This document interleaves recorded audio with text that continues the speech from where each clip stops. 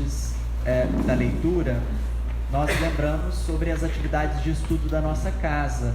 Na tarde de hoje nós retomamos o nosso grupo de estudo aos domingos. Acontece todo domingo, das 4 às 5h30 da tarde. É um grupo de estudo geral para quem está querendo conhecer um pouquinho mais sobre o Espiritismo. Nós estamos seguindo um programa de estudo chamado Introdução ao Estudo Reflexivo da Doutrina Espírita. Então, quem tiver interesse em se conhecer um pouquinho melhor e ter o Espiritismo como um auxílio para essa autodescoberta, aos domingos, das 4 às 5h30 da tarde, é só chegar e participar.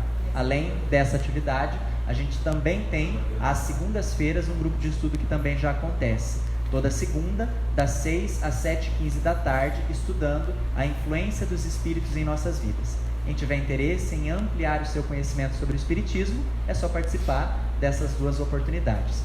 As informações gerais, os lembretes e tudo mais, a gente encontra nas redes sociais do Centro Espírita Joana d'Arc. É só procurar no Facebook e no Instagram por Joana d'Arc MT. No Facebook, inclusive, nós temos o hábito de transmitir as atividades, as palestras, inclusive essa da noite de hoje. Então, quem quiser assistir novamente, logo depois da atividade já fica disponível. facebook.com/Joana d'Arc MT. Nós faremos uma leitura da obra Vida Feliz, ditada pelo espírito Joana de Ângeles e psicografada por Divaldo Franco. A mensagem diz o seguinte: não obstante o relacionamento afetivo e social que mantens, os testemunhos que te dimensionarão em outra posição fazem-se sempre sem condições de surpresa, colhendo as pessoas a sós. Os afetos, os amigos, os companheiros poderão partilhar-te as dores, porém, a tua será sempre uma cruz pessoal. Nem poderia ser diferente. Ao amparo da justiça divina, cada homem resgata de acordo com a dívida e cresce conforme a circunstância em que delinquiu. Equipa-te de paz e fé, preparando-te para a ascensão que se te impõe inevitável. Vamos orar?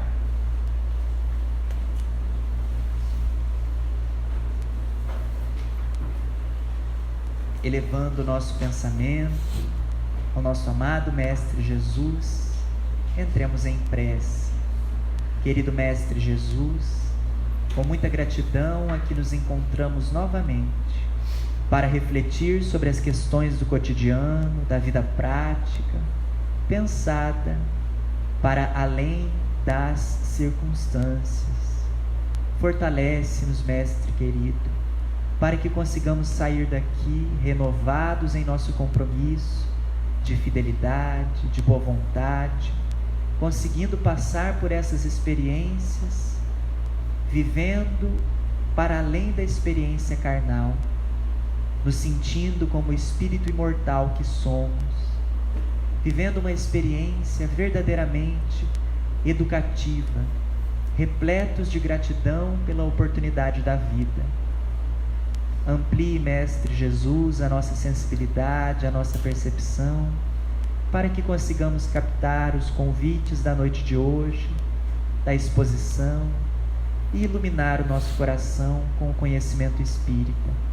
Auxilie-nos, Mestre querido, a compartilhar essa energia revigorante com a qual temos contato aqui, envolvendo nosso ambiente doméstico, nossos familiares, nossos amigos e todas as pessoas que desfrutam da nossa convivência, nos tornando as cartas vivas do Teu Evangelho, onde quer que estejamos. Inspire, Mestre, com especial solicitude, o amigo expositor da noite de hoje, para que ele seja auxiliado pela espiritualidade amiga e possa falar tudo aquilo que o nosso coração necessita ouvir. Com muita gratidão, Mestre, nos encontramos novamente albergados nessa casa espírita para uma experiência revigorante com o Teu Evangelho. Guarde-nos na Tua paz e nos inspire hoje e sempre. Que assim seja. A nossa exposição da noite de hoje tem como tema Florescer onde foi plantado. Será conduzida por um amigo muito querido, nosso Jean Marc, trabalhador de longa data do Centro Espírita Cuiabá. Conosco, nosso Jean.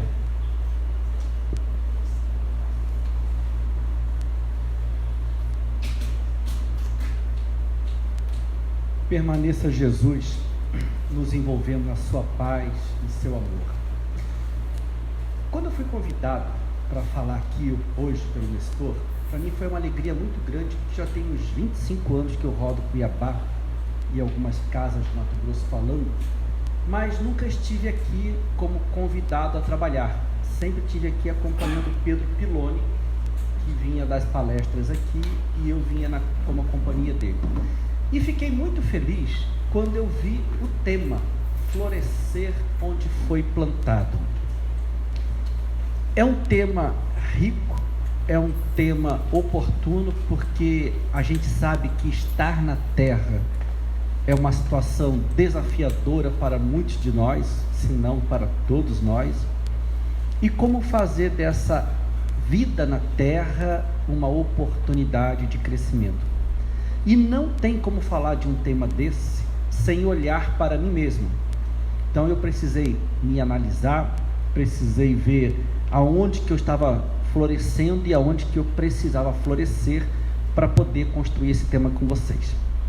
Como o tema é amplo, para que ele não fique muito aberto, muito solto, eu elegi uma fala de Jesus, que a gente vai refletir sobre ela, e a partir do entendimento desta fala, nós veremos as oportunidades que a vida nos dá de florescer aonde nós somos plantados por Deus.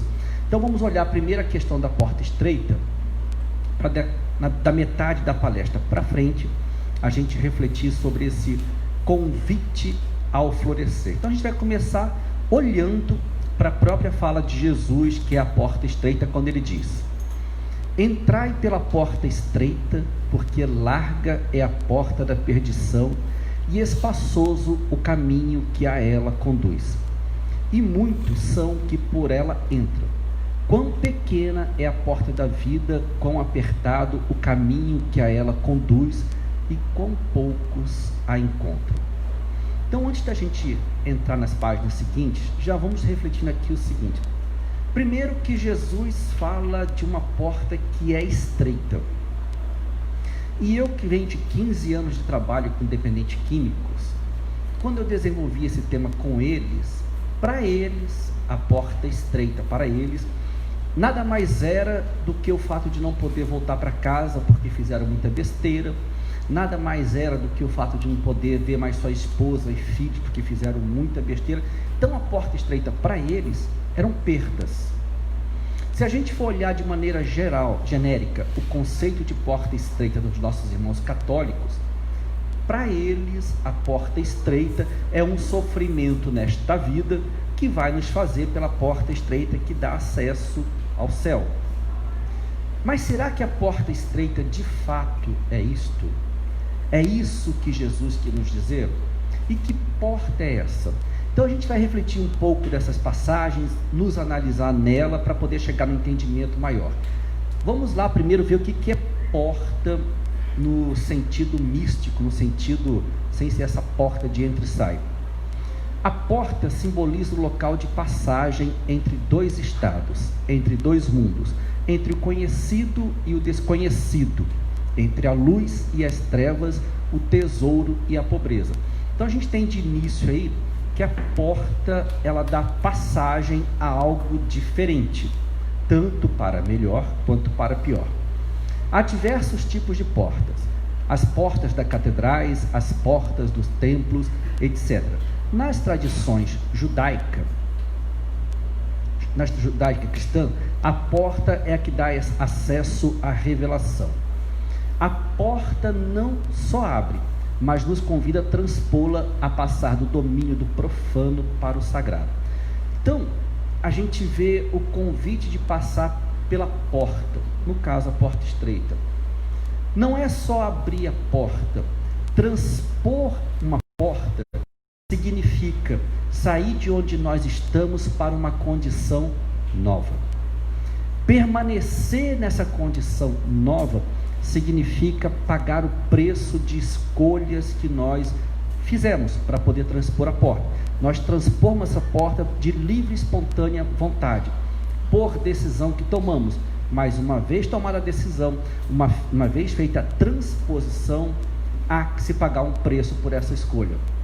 O Cristo é a porta pela qual se chega ao reino dos céus, quando ele diz lá, eu sou a porta e quem entra por mim será salvo, está lá em João.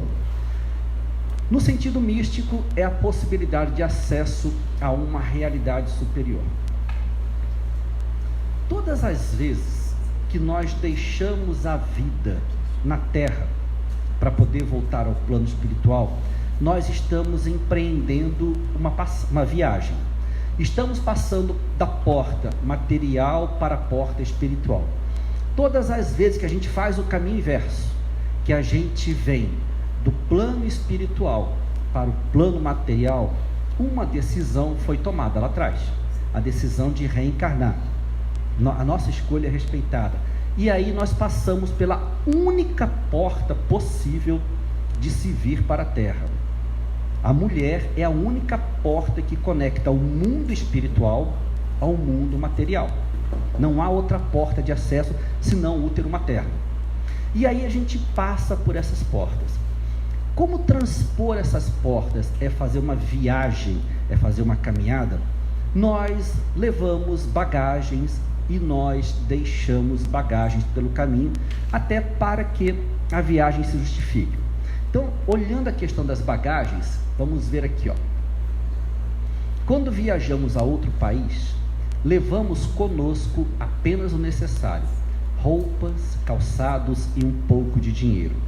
E mesmo que quiséssemos levar muitas coisas na bagagem, poderíamos ser impedidos no aeroporto por excesso de peso. E se tivéssemos empreendendo a viagem para outro lado da vida, o que deveríamos levar? Somente aquilo que fosse possível de ser passado pela porta estreita. O resto ficaria aqui. Vamos refletir um pouco. Toda aquela pessoa encarnada que, quando é convidada a deixar o corpo e voltar para casa, nós sabemos que se ela é muito apegada, que se ela tem apego a posses dela, são coisas que ela vai levar na bagagem como sofrimento, porque ela não pode de alguma maneira levar isto consigo.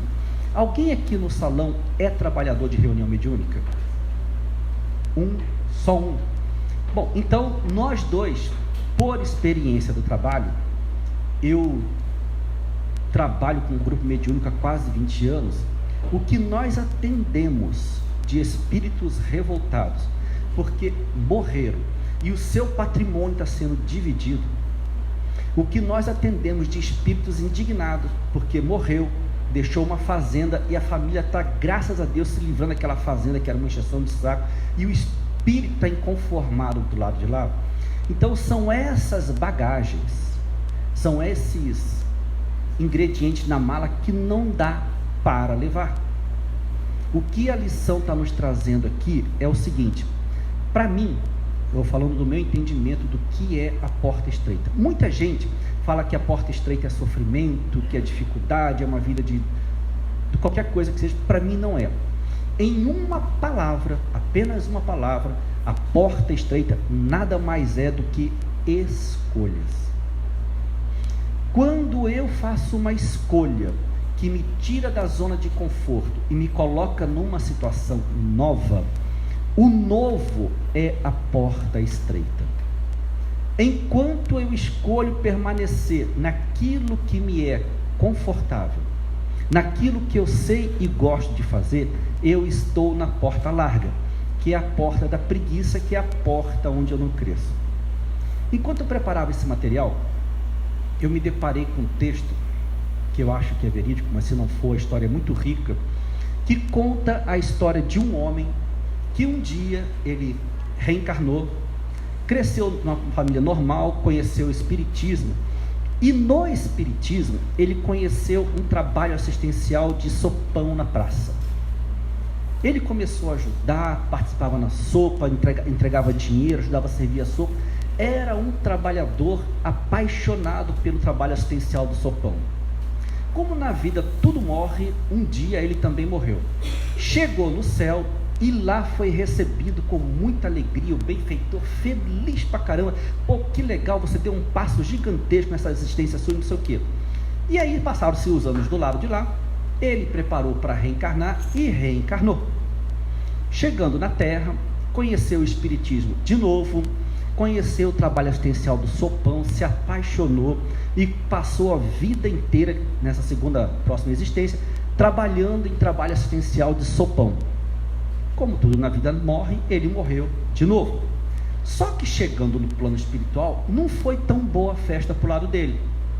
Aí as pessoas que ficaram felizes porque ele havia trabalhado com Sopão na vida anterior, nessa falaram assim: mas como, fulano? Você já tinha feito isso na vida anterior, você não fez nada de novo, você não arriscou nada. Falou: como não? Sopão na praça, bacana, é legal, mas você não se desafiou em nada. Moral da história: ele veio para uma existência para poder aprender coisas novas, fazer coisas novas, e continuou fazendo coisas velhas. Então a porta estreita que Jesus se refere são essas escolhas que nos tiram de um lugar comum, que nos obrigam a desenvolver inteligência e outros valores mais. Quantos de nós estamos numa rotina há 20, 30 anos, nós estamos com tédio, não é da vida, é de nós mesmos, e a gente não faz nada de novo, nada de desafiador, nada de diferente. Eu trabalho muito com treinamentos e atendimentos. O que chegam de pessoas até a mim, 40 anos de idade, 45, com tédio da própria vida, não é brincadeira. Elas acham que a vida perdeu sentido, enquanto na verdade, simplificando toda a questão, porque ela não é tão simples assim, as pessoas deixaram de se desafiar na vida. Até aí, faz sentido ou não? Legal. Então vamos lá ao que diz Kardec em Evangelho segundo o Espiritismo. A verdadeira propriedade não é o dinheiro e os bens materiais que ficam aqui, mas o desenvolvimento da inteligência, os conhecimentos morais, o bem que tivermos praticado em prol dos próximos. Esses são os tesouros que nenhum ladrão nos rouba. Por incrível que pareça, nós somos espíritas, nós gostamos de praticar o bem, e quem precisa do bem que a gente pratica, em maneira geral, simplificando a questão, são os pobres e necessitados. Curiosamente, é lá que está o perigo. Quem adentra a nossa casa é quem está do lado de lá. E nós ficamos naquela assim: eu não vou proteger minha família. Então a gente não ajuda quem está lá, e nós não nos ajudamos, a gente não se ajuda porque não se desafia. Nós permanecemos na nossa porta estreita, fazendo o que é mais cômodo, mais confortável. Eu admiro muito os espíritas, e na nossa casa, que é o Centro Espírita Cuiabá, tem muitos, que é o pessoal que vai para a periferia e ajuda. É o pessoal que entra em lugares assim, que eu que trabalho com drogado há 15 anos, falo: cara, aqui eu não vou. Não estou a fim de arriscar a minha existência por enquanto. Mas cada um tem uma fé do tamanho que tem, vai mais ou vai menos. Planejamento da reencarnação. Deixa eu só...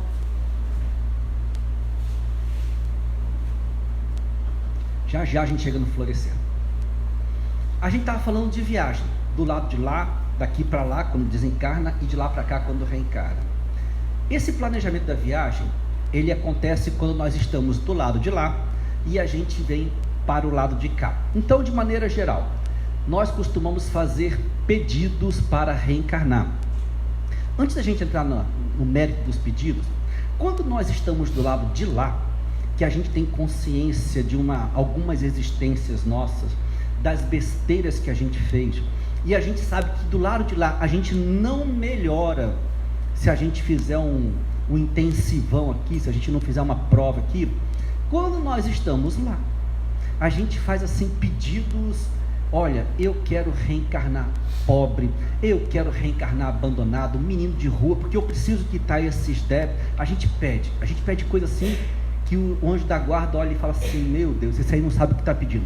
Mas vamos ler um pouquinho aqui, ó. Antes de virmos a este mundo, pedimos aos bons espíritos a porta estreita, a vida difícil, a vida de escolhas, a fim de aproveitarmos as oportunidades de evolução espiritual. Queremos vir com defeito no corpo, impossibilidades mil, a fim de que estejamos aptos ao trabalho de ressarcimento de débitos, como também a nossa preparação para o que há de vir. Nós pedimos. Ano passado, eu estava com 49 anos, 50 anos, perdão, e foi um ano muito atípico para mim. Eu passei por um problema que eu falei, Jesus, eu não posso ter pedido isso de jeito algum. E eu juro para vocês, se não fosse o Pedro Piloni, eu não sei o que teria sido de mim hoje. Mas o Pedro me tirou do buraco de mim mesmo. E ele só falava assim, Jean, nós pedimos. Eu falo, Pedro, eu não fui tão burro assim de pedir um troço desse para nascer. Ele fala, Jean, nós pedimos.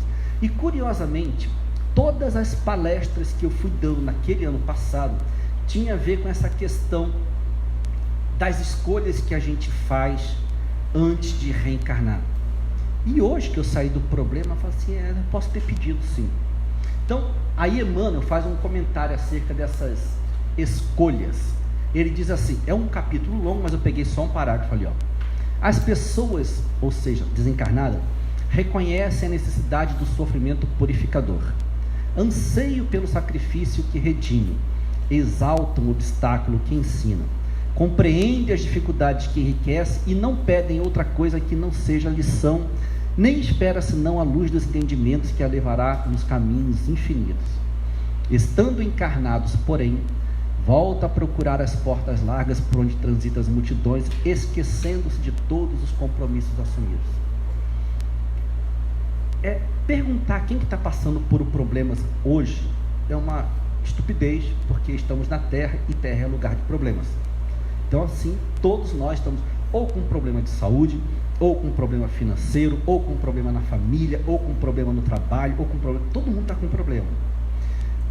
O grande desafio, e aí começamos sutilmente a entrar no tema da palestra, é no sofrimento que estamos passando, na dificuldade que estamos vivendo, nós temos duas opções: se queixar, mentira, 3, desistir de tudo, isso eu não fiz, se queixar, isso eu fiz, o trabalho que eu dei para o Pedro Piloni não está no gibi, ou florescer,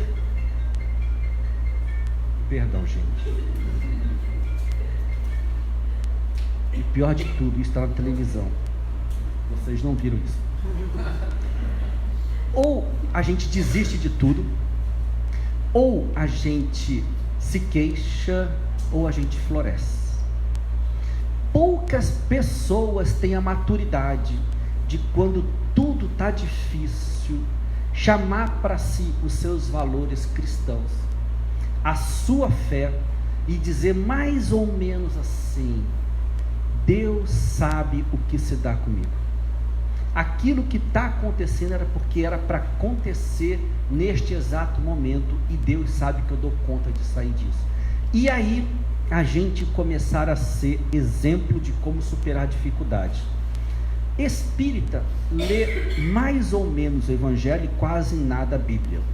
Mas aquele que leu a Bíblia já viu ali a passagem de Jó, quando o demônio resolveu tentar Jó de todas as maneiras e não conseguiu, porque a fé de Jó em Deus era muito grande? É mais ou menos por ali. Jó conseguiu florescer aonde ele foi plantado. Todas as dificuldades, família que lhe foi tirado, dinheiro que lhe foi tirado, a casa, tudo, ele recebia com alegria e com gratidão, porque ele sabia que aquilo ali fazia parte de algum plano de Deus para ele. Nossa postura tem que ser mais ou menos essa.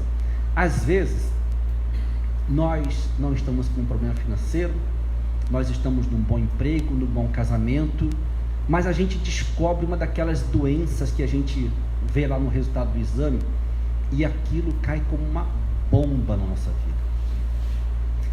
Eu falo isso com serenidade, porque na minha família teve pessoas que, muito próximas, que detectou câncer, e todo mundo se abala com aquilo.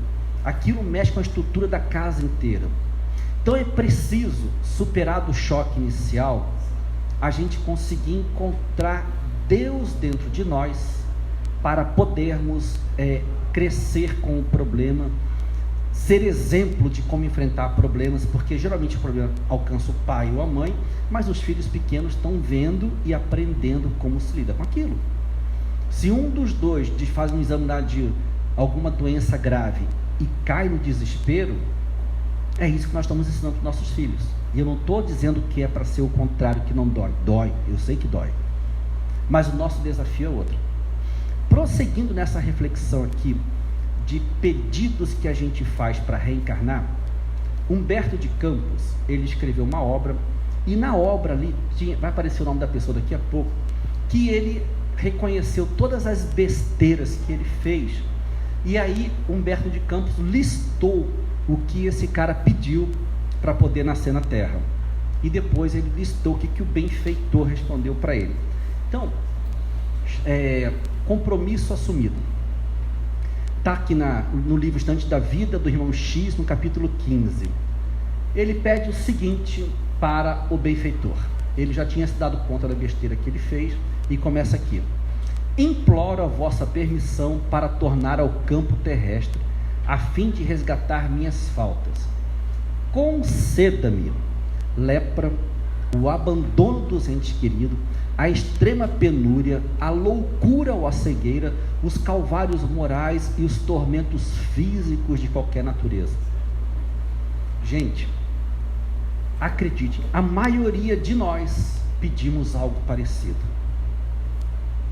Hora que a gente se deu conta das besteiras das últimas 10 encarnações, a gente pede. A gente faz o anjo da guarda assim, ó, fica de joelho e jura que você vai me dar isso aqui.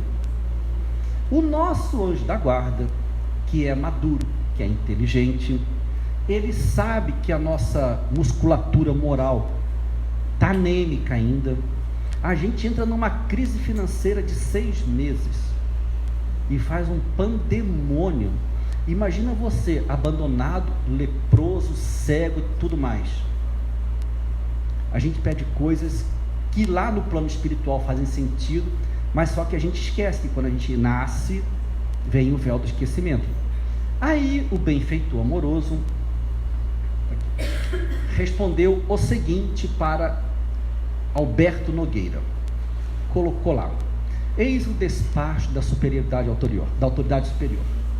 O interessado, ou seja, aquele que vai nascer, resgatará os próprios débitos em vida normal, com as tarefas naturais de um lar humano e de uma nova família, em cujo seio encontrará os contratempos justos e educativos para qualquer criatura com necessidade de reequilíbrio e aprimoramento. Em outras palavras, o que ele falou assim: olha, você vai nascer com as 2 pernas, com os 2 braços, com os olhos funcionando, com a inteligência, tudo funcionando. Você só vai casar e ter filhos. Só isso.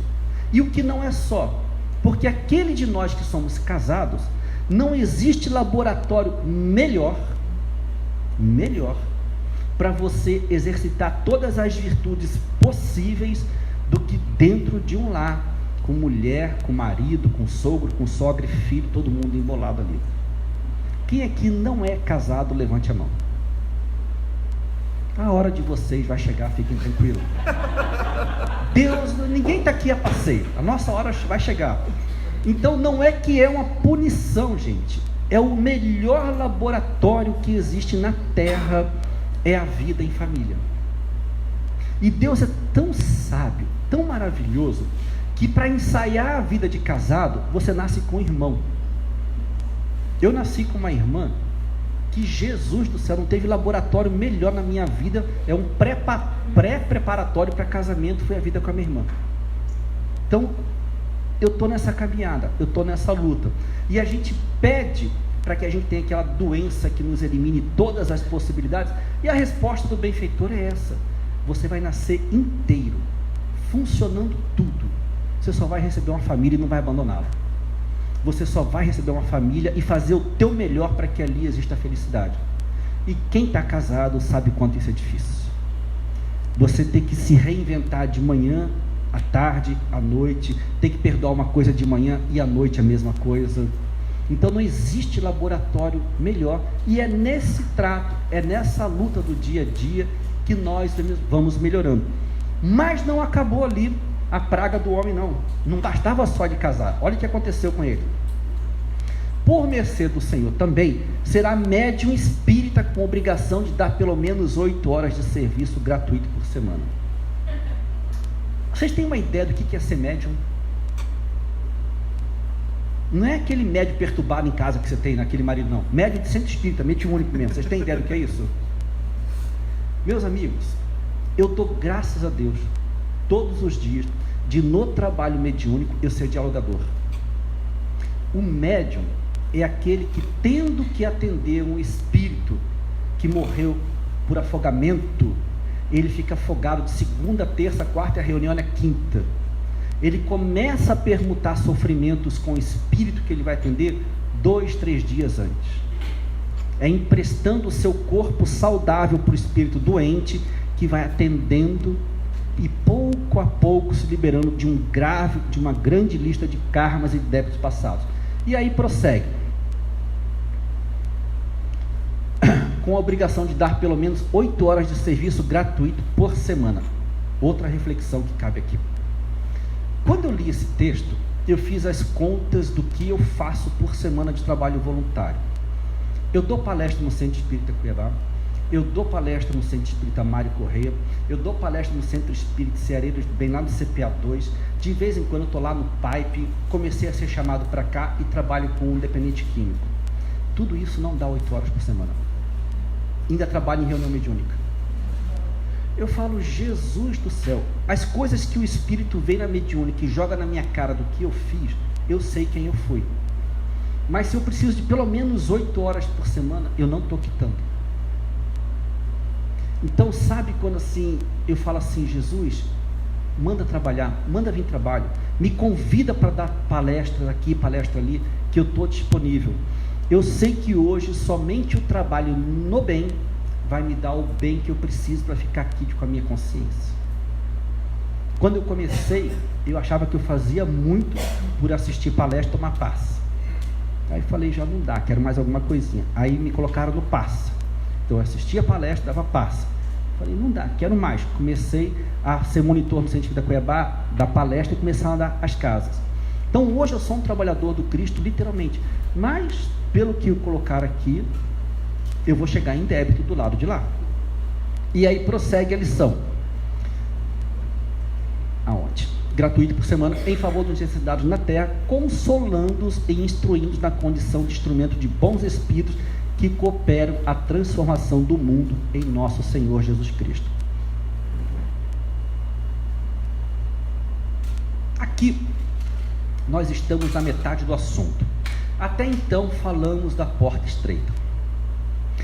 Aqui está um cenário real dos desafios que nós encarnados vivenciamos na vida em família, às vezes com problemas na área da saúde, com problemas na área da finança e os desafios de trabalho na casa espírita. É nesse cenário, às vezes de muitas dificuldades, que nós temos que mostrar o nosso valor e florescer onde fomos plantados por Deus. É naquele lar que muitas das vezes é um desafio para nós. No meio daqueles filhos que cresceram e viraram adolescentes problemas, numa companheira exigente ou num marido incompreensível, é ali que o valor dos ensinos do Cristo que nós trazemos desde há 2000 anos atrás precisa aparecer. É nessas dificuldades que a vida nos traz no trabalho mediúnico, que a gente está tudo bem e de repente começa a passar mal, vai no médico, o médico faz trocentos exames e não acha nada, vai na mediúnica e some tudo. É nesses intervalos que tem que começar a aparecer o nosso valor cristão, que em outras palavras é florescer. E o florescer pode ser entendido como o quê? Que a nossa atitude seja de paciência em meio a um lar conturbado.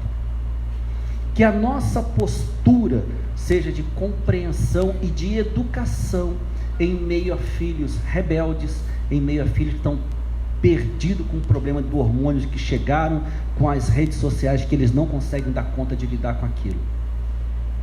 É no meio da perda de um familiar, porque às vezes eles vão sem hora marcada, vão de maneira inesperada, que nós temos que entender que de fato a gente acredita numa vida após a morte.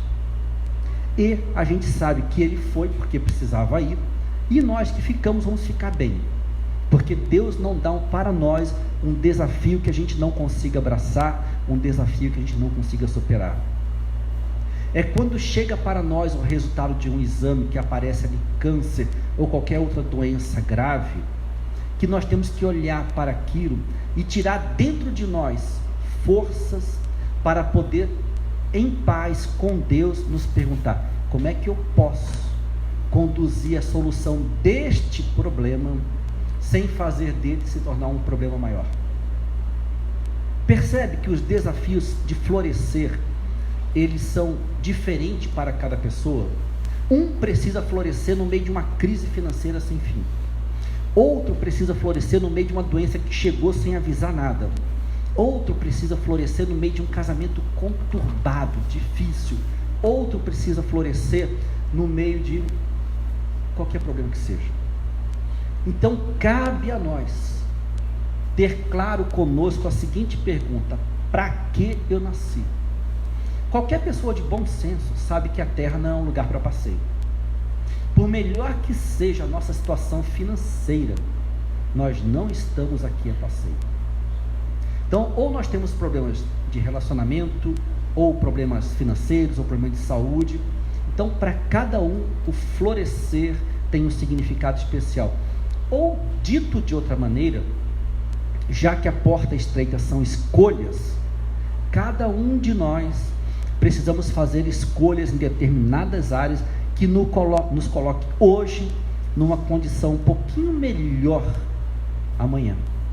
Mas eu tenho que fazer as escolhas, pagar o preço dessas escolhas, e geralmente o preço se paga com bastante dificuldade, e nessas dificuldades florescer.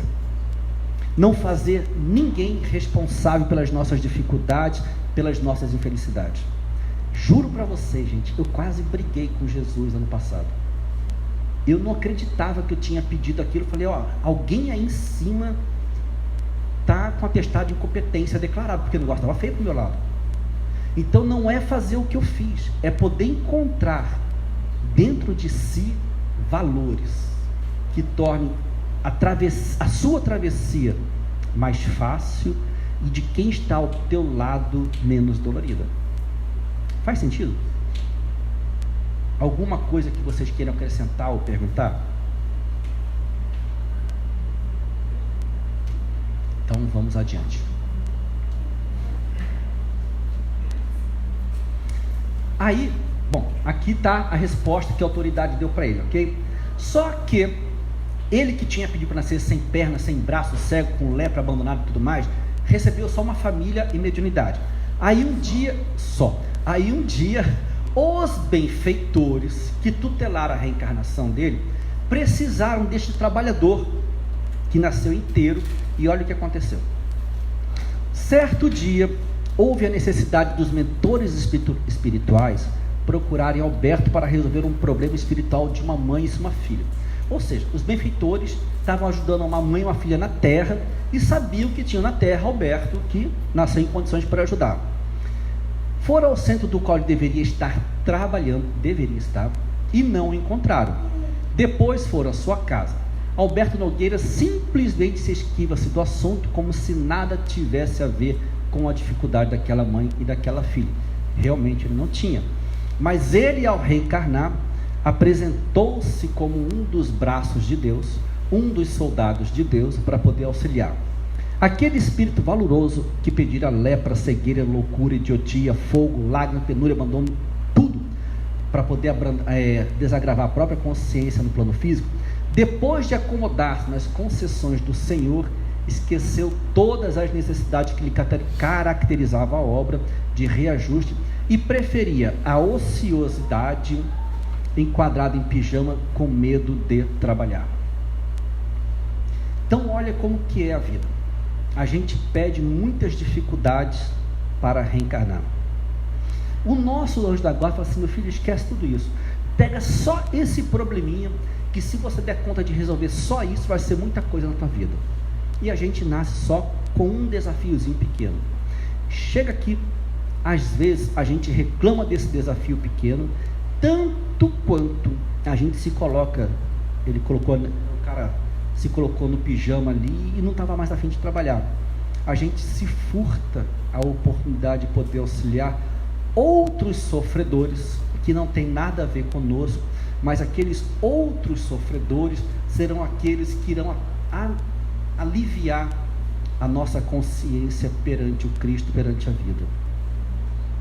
Então, por muitas das vezes, nós estamos meio que envolvidos em atividades familiares, envolvidos em atividades da casa espírita, e quando alguém vem nos pedir uma ajuda, um socorro, às vezes material, às vezes só para poder desabafar com a gente fala: agora eu não posso, me procura semana que vem.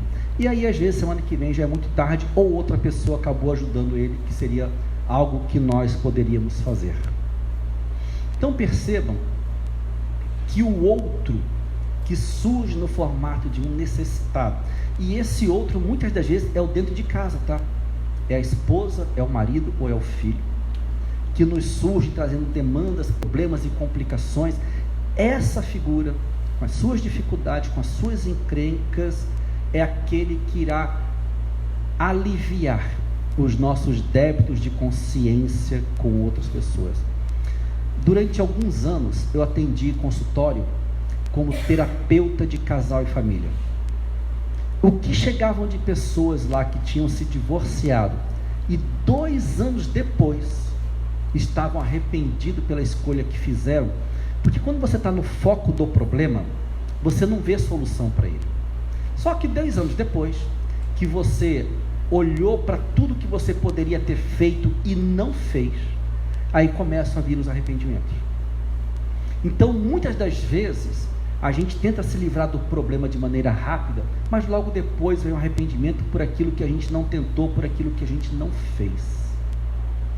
Então, o outro sempre é a nossa oportunidade de poder redimir nossa consciência perante aos planos superiores. Aí, caminhando para os nossos finalmente, existe uma definição do que ele faz de porta larga e porta estreita, que começa assim, ó. Porta larga, em geral, é tudo aquilo que desvia as nossas atenções dos fins mais elevados da vida e dos compromissos assumidos. Vícios materiais e morais, festas mundanas, os prazeres e sexo desenfreado, enganar os outros para oferir lucro financeiro. São exemplos genéricos. De maneira geral, a vida na Terra ela é cheia de tentações, cheia de arrastamentos. Quando você está numa empresa que você manuseia o dinheiro da empresa, existem muitos arrastamentos ali. Quando você está numa empresa e você lidera um grupo de 10, 20, 100 pessoas, eu já atendi uma pessoa que ela comandava 1.100 pessoas na empresa dela. Então, se você tem um poder gigantesco na mão, e se você não se conduzir bem, se você não fazer escolhas que são as portas estreitas nessa situação, você acaba derrapando na porta larga, que é o lugar que a gente já conhece, que é o lugar onde estão as nossas derrapadas. Porta estreita é estar bem com a própria consciência, pois o que adianta agradar os outros e desagradar a nós mesmos? Sacrifício da personalidade em busca do bem comum, renúncia aos prazeres passageiros. Não tem como a vida ser uma festa se você escolhe constituir uma família. O outro ou a outra requer uma atenção que você não vai conseguir dar, construir uma família com um pé no mundo, com um pé na vida. Reproduzir um filho, procriar um filho, não nos faz de nós pais ou mães, apenas reprodutores.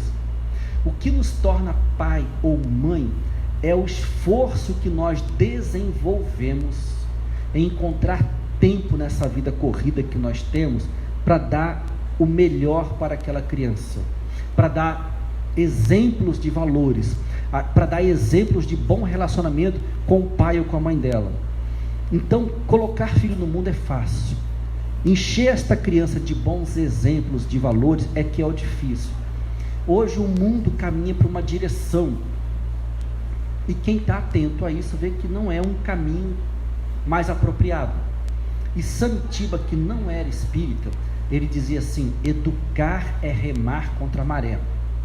Muitas das vezes nós estamos indo por aqui com os nossos filhos, porque o mundo está indo para cá. Mas qualquer pai, qualquer mãe atento, que tem os valores cristãos, que estuda, e nós que temos a bênção de ser espírito, a gente sabe que o caminho é por aqui. Só que dá trabalho, meu amigo. Lá em casa são 3. E você falar para os 3 que o mundo está errado e que nós em casa estamos certos, é difícil. É difícil. Só que isso é uma negociação. Isso é uma construção. Tem que trazer filho para evangelização. A companheira ou companheiro tem que ser teu companheiro de caminhada na vida espiritualista, na tua vida religiosa, para que ambos possam olhar para o mesmo lugar, falarem a mesma coisa, entenderem a mesma coisa. Eu sei que às vezes não dá. Às vezes ele ou ela empaca em casa que nem uma mula manca, não vou, não gosto, não quero, vem sozinho. Mas podendo caminhar os dois juntos, olhando para o mesmo lugar, é muito bom. Aí, finalizando, esforcemos-nos por florescer, vencendo as nossas más tendências. Não há outra saída. Vencer nossas más tendências é olhar para elas, saber quais são elas e fazer escolhas e pagar o preço dessas escolhas, de ser uma pessoa diferente, de ser uma pessoa melhor, de ser uma pessoa cristã. Somente assim poderemos passar pela porta estreita e criar condições para a salvação de nossa alma imortal. Então essa é a nossa reflexão de hoje. E considerando o título da palestra, Florescer aonde foi plantado, eu achei uma imagem que ela resume tudo isso daqui, que eu falei, é um presente de Deus, essa imagem daqui. E ela diz assim: quando tudo for pedra, atire a primeira flor. É fantástico. Quando tudo for difícil na tua vida, atire as primeiras palavras de evangelho, esperança de Jesus. Quando tudo for difícil na tua casa, atire as primeiras palavras de amor. Porque atirar a pedra a gente já sabe como é que faz. E nos colocou nessa condição difícil que nós estamos. Para sair dela, precisamos atirar a primeira flor, as primeiras palavras de evangelho, as primeiras compreensões, primeiro amor. Então, que a gente possa sair daqui hoje com essa reflexão, que a gente possa olhar para o lar que nós estamos, para o problema que nós estamos, e nos perguntar: como eu posso, nessa dificuldade, trazer o melhor do que eu já tenho em mim, que é o tesouro espírita, que é o tesouro desse evangelho. A todos muita paz, que se Deus quiser eu possa estar aqui mais vezes, ou com Pedro Piloni, ou falando. E Tiago, alguém faça prece aqui que minha boca secou.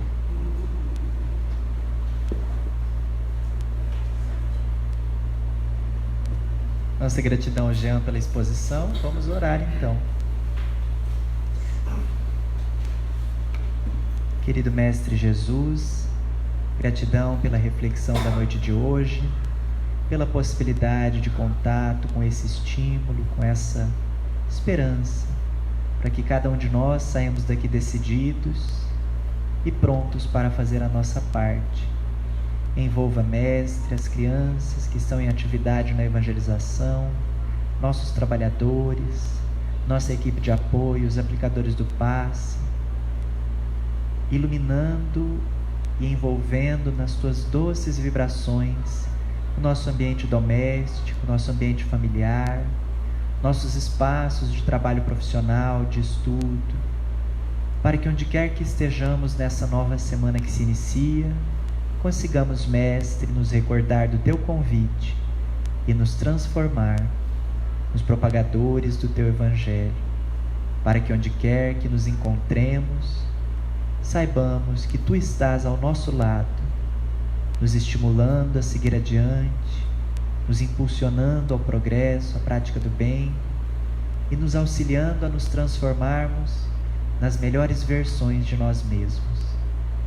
Segue a nos acompanhar, Mestre, e nos auxilie a nos encontrarmos novamente aqui na semana que vem para um novo ponto de encontro com o Espiritismo. Guarde-nos na Tua paz e nos inspire hoje e sempre. Que assim seja. Nossa gratidão mais uma vez ao Jean pela exposição, pela boa vontade, pela gentileza. Amanhã, às 19h30, a gente também tem atividade de exposição aqui na casa. E no domingo que vem, dia 8 de março, a nossa palestra tem como inspiração o Dia Internacional da Mulher. Conversaremos sobre as mulheres do Evangelho em uma exposição feita pela nossa amiga Liana Dias. Então, todos nos encontramos convidados a nos ver novamente na semana que vem. Agora, a gente tem a atividade do passe aqui no outro espaço, na outra sala, para aqueles que quisermos. Basta aguardarmos sentados que seremos encaminhados a essa atividade. Possivelmente, as crianças serão atendidas